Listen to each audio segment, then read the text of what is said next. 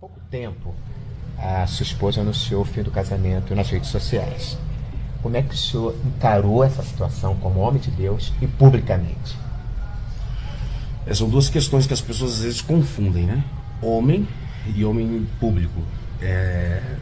Se uma pessoa normal, que não tenha uma visibilidade como eu tenho, porque eu sou uma pessoa que um pingo transforma-se numa chuva, né? Qualquer notícia a respeito de alguém que é muito conhecido, acontece esse tipo de situação.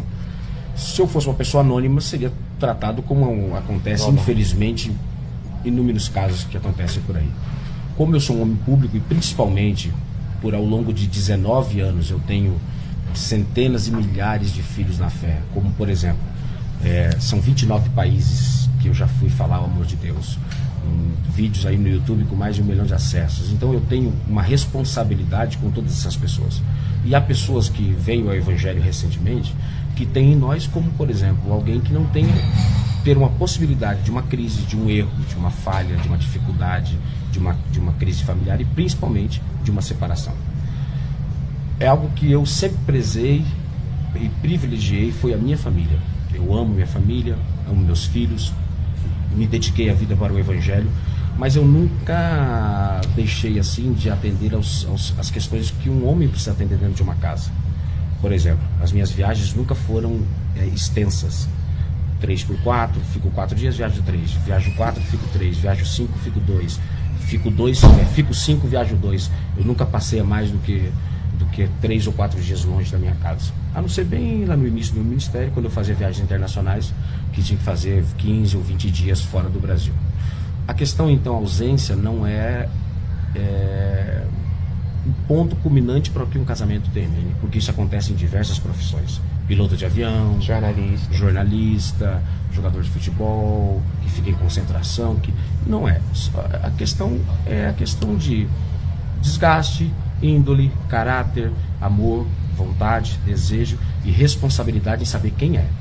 Porque a pessoa que tem que estar ao meu lado tem que entender que está ao lado de um Paulo Marcelo.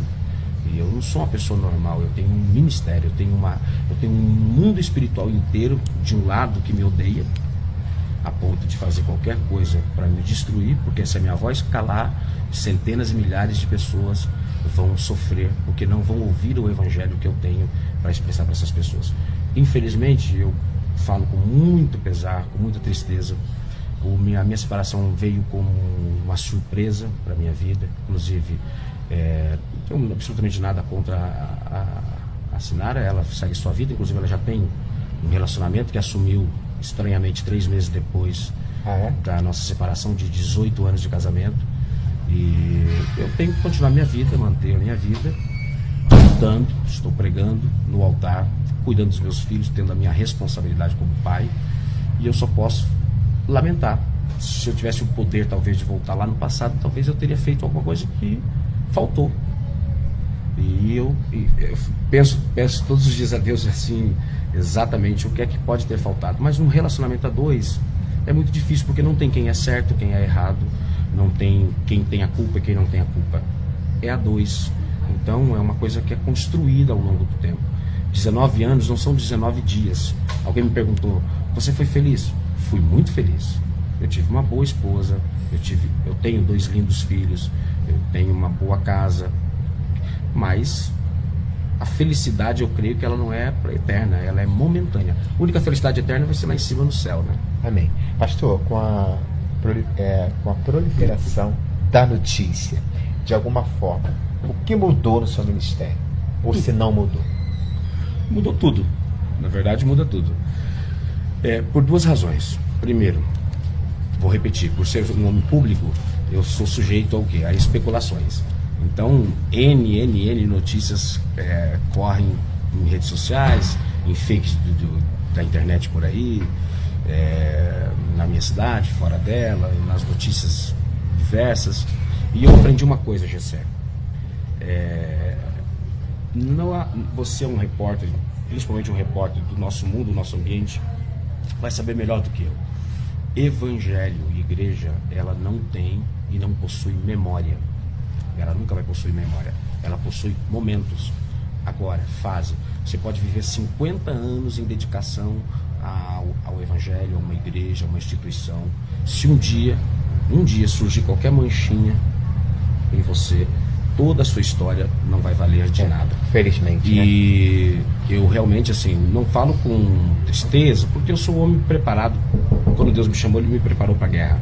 Eu sou uma pessoa que estou preparado para qualquer tipo de situação, até porque eu estou aqui.